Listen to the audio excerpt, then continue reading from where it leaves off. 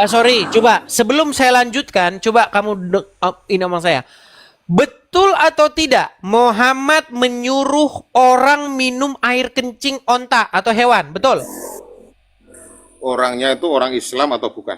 Bukan masalah orangnya dulu. Yang jelas dia seorang manusia. Betul tidak Muhammad nyuruh seorang manusia, ya beberapa orang meminum air kencing hewan atau unta? Karena apa? Kenapa? Ditanya benar atau tidak? Betul atau tidak? Betul, tapi untuk orang kafir. Ayo bersaksi dulu. Aku bersaksi. Aku bersaksi. Aku bersaksi Nabi Muhammad itu menyuruh orang kafir untuk meminum air kencing unta. Berarti Muhammad menjadi satu-satunya nabi yang menyuruh minum air kencing onta, betul? Untuk orang kafir. Untuk orang kafir. Baik. Baik, bentar. Ternyata untuk orang kafir. Tetapi Ya. mengapa para ustadz justru yang meminumnya? Silakan membaca. Perhatikan, sebentar. Saya balikan dulu kamera saya. Aduh, katanya untuk orang kafir, saudara-saudara. Ternyata yang berangkat justru yang muslim. Perhatikan. Apakah beliau-beliau ini adalah seorang muslim? Nih, kita akan bukakan dulu videonya. Bentar ya.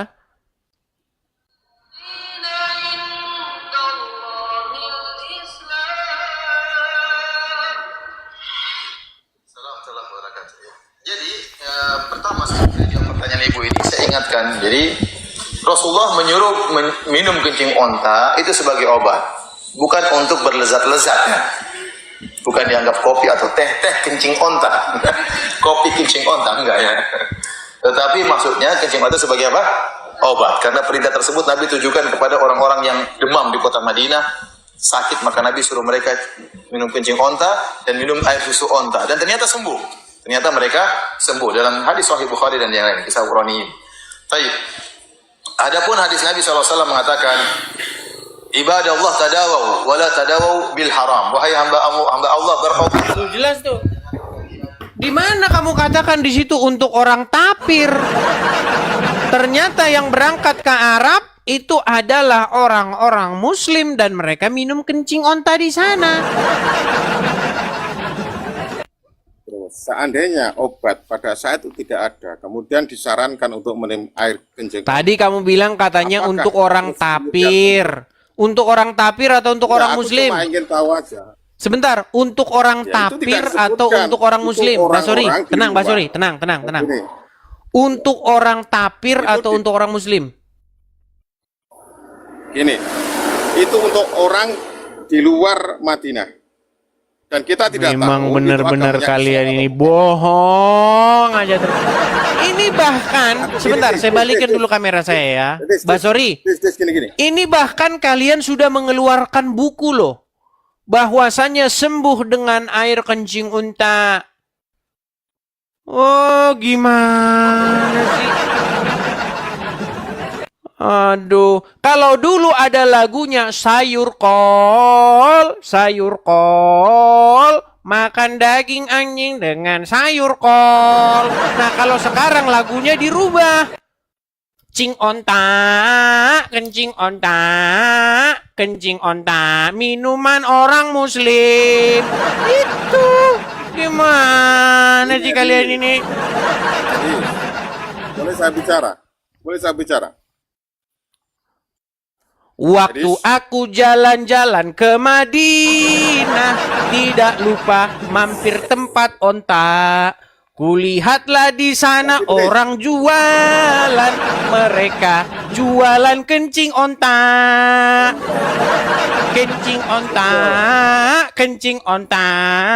Kencing onta, minuman orang Muslim. Gimana? Ketika saya bilang begitu, jangan kamu bilang fitnah. Memang itu betul adanya. Apa sih? Saya tidak bilang Anda itu mau fitnah. Oke, berarti Hadis kamu akui itu nggak? ada. Kamu akui? Hadis itu ada, tetapi selagi untuk obat, itu tidak masalah. Iya, berarti kamu akui kan? Saya mengakuinya, tetapi Iya, di ayo, situ aku bersaksi. orang berkunjung. Ayo baca dulu. Aku bersaksi berkunjung. tidak ada nabi yang suruh minum air kencing hewan kecuali Muhammad. Yuk bersaksi. Saya bersaksi tidak ada seorang nabi yang menyuruh minum air kencing onta kecuali Nabi Muhammad untuk menyembuhkan penyakit yang sembuh. Tapi untuk orang loh ya. Mantap. Saya akui kejujuranmu, Basori. Hormat dan salut buat kamu. Mantap. Aku tanya kamu. Oke. Silakan. Saya akan hormati. Silakan, kamu nanya balik sama saya. Silakan, yuk. Nah, ini. Saya masalah tanya Kekristenan. Kenapa sih Anda itu? Aku kadang pusing juga ya. Pusing. Maaf Pusingnya lah ya. gimana? Maaf. Pusingnya gimana? Saya Islam. Anda Kristen lah ya. Sesama Kristen kadang membahas sesuatu hal yang Anda menyuruh bertuhankan kepada Tuhan yang Maha Esa. Kemudian masalah penyaliban saja terjadi semacam diskusi yang berbantah-bantahan. Itu kan di mana? aku sendiri Contohnya sebagai- bagaimana? Contohnya? Anda mengatakan bahwasanya penyaliban itu karya iblis. Seperti itu. Dengar, saya tidak pernah mengatakan demikian. Dengarkan. Makanya kamu jangan kebanyakan denger Rudi Iskariot yang nggak punya akal dan pikiran. Kalau kamu sering denger Rudi Iskariot, jadinya seperti itu. Begini, dengarkan. Ya. Saya pada waktu itu berdebat dengan Yusupei. Nah, masalahnya Yusupei itu bilang begini, temanya itu begini. Iblis berjasa di dalam karya keselamatan orang Kristen. Dia bilang begitu. Saya bilang tidak. Nah, pada waktu itu Yusupei bertanya, kalau begitu siapa yang punya keinginan untuk menyalibkan Yesus? Makasih Bang Tobias, terima kasih. Begini,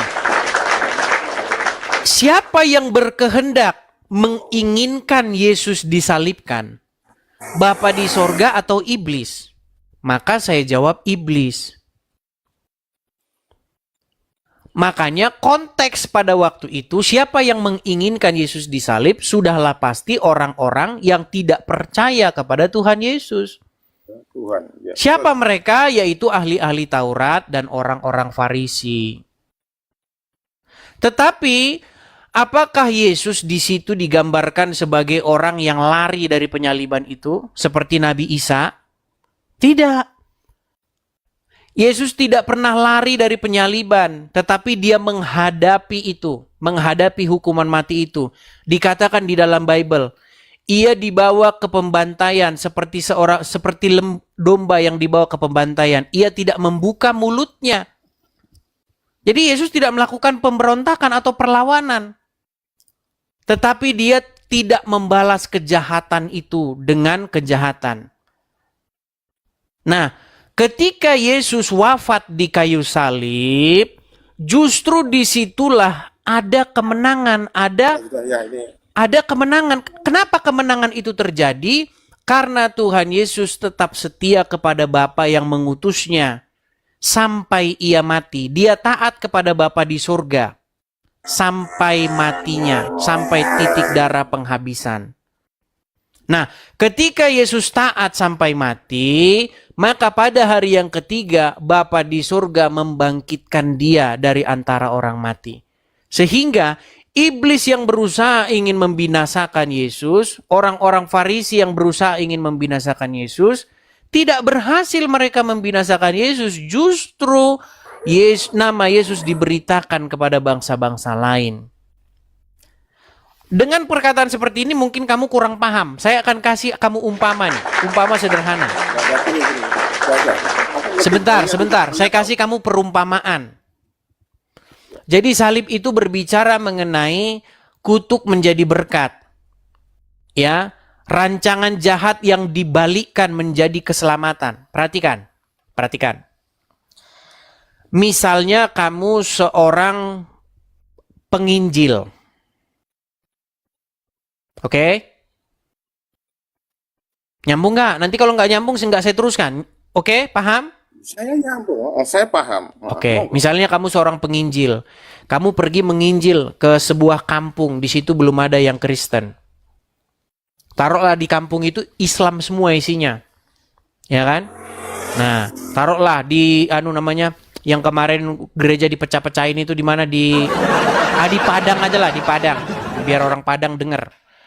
Kamu pergi ke Padang, di Padang nggak ada pemberitaan kebenaran, pemberitaan Injil. Kamu bangun di situ gereja. Lalu iblis dan antek-anteknya, orang yang tidak suka dengan pemberitaan Injil, bakar itu gereja, habiskan gereja itu biar nggak ada lagi orang Kristen di sini katanya. Bakar gerejanya. Oke? Tadinya gerejanya hanya gubuk-gubuk reot begitu. Bakar gerejanya.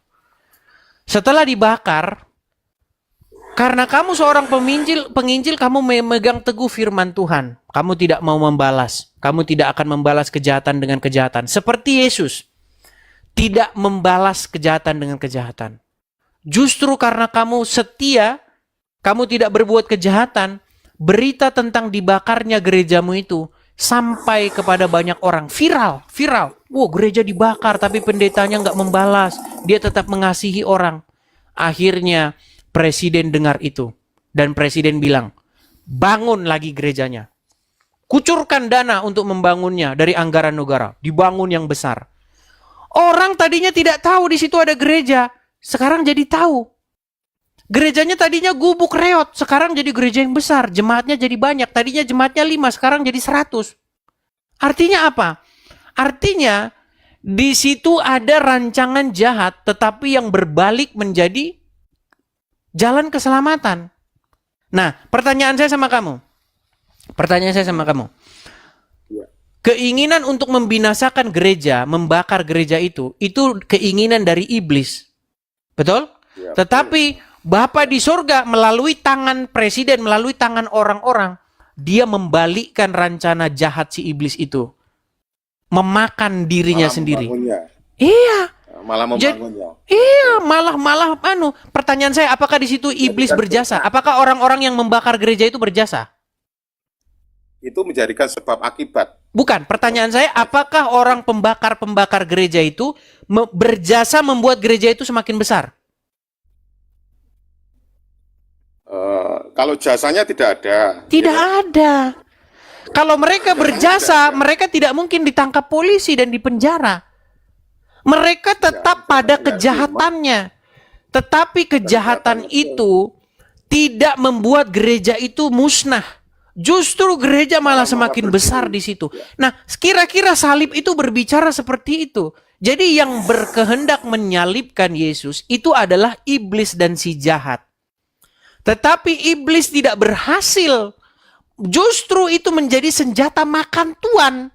Dia ingin membinasakan Yesus, tetapi justru Yesus bangkit pada hari yang ketiga. Ketika Yesus bangkit pada hari yang ketiga, salib yang merupakan senjata iblis untuk memusnahkan Yesus, makan tuannya sendiri. Makanya kamu lihat logo saya ini kan salib ini. Jadi saya nggak pernah menghina salib. Kenapa logo saya salib? Karena saya tahu salib itu adalah lambang kesetiaan Tuhan Yesus. Lambang ketaatan, ketekunan, ketabahan, dan juga lambang kemenangan. Justru di saat orang tabah, di saat orang setia, bahkan dia rela menderita sampai pada akhir hayatnya, ada mahkota yang akan diberikan sebagai tanda kemenangan. Seperti itu, Kristen itu berbicara seperti itu. Kristen itu berbicara mengenai penderitaan, salib. Jadi kita harus mengikuti Yesus. Harus hidup seperti Tuhan Yesus. Makanya marilah kita mirip dengan Tuhan Yesus. Jangan mirip dengan Muhammad. Kalau mirip dengan Muhammad tidak mengambil jalan salib. Muhammad mengambil jalan hura-hura. Silakan ya, Muhammad itu mengambil jalan hura-hura. Kenapa saya katakan? Dia melakukan penjarahan. Bahkan kata Abdul Somad, dia dapat 40 miliar dari menjarah itu. Dan dia mengkoleksi banyak istri. Dia mempunyai banyak istri-istri dan budak-budak. Makanya saya bilang Muhammad mengambil jalan hura-hura. Gimana kamu itu? Ini belum tanya. Silakan. Tanya dulu. Silakan. Kenapa? Ya kan. Indonesia kan butuhnya persatuan, Dis, gitu. kenapa sesama oten saja mensikapi suatu kejadian banyak silih berganti, kok tidak ada konsensus secara bersama-sama yang menunjukkan persatuan agama Anda, gitu loh. Maksud saya seperti itu. Baik, Konteksnya saya jawab. seperti itu. Saya jawab. Kalau Baik, begini, Mas Sori. kan gini, ajaranmu itu edivisme, nanti Rudi Eskariotisme gitu. Beda-beda. Seharusnya Apa kata Tuhan bersatu, Yesus? gitu. Apa kata Tuhan Yesus? Tidak mungkin tidak ada penyesatan. Jadi penyesatan itu memang akan ada. Tidak mungkin tidak ada penyesatan. Tetapi celakalah orang yang mengadakannya. Adalah lebih baik bagi dia kalau batu kilangan digalungkan ke lehernya dan dia dicampakkan ke dalam laut. Tetapi penyesatan itu memang harus terjadi. Nah, sekarang, terima kasih Kak Ceki. Begini. Jadi Kristen, kenapa Kristen lambangnya salib? Karena di salib itu ada contoh yang dilakukan oleh Tuhan Yesus. Supaya kita ini memikul... Udah dulu. Tak turun dulu. Nah, udah dipanggil Terima istrinya kasih. kan dia kan? Turun dulu. Sudah dipanggil istri. Terima Ya, kasih. oke. Nah, sorry. Jadi besok kamu harus mirip dengan Tuhan Yesus. Jangan mirip kayak Muhammad.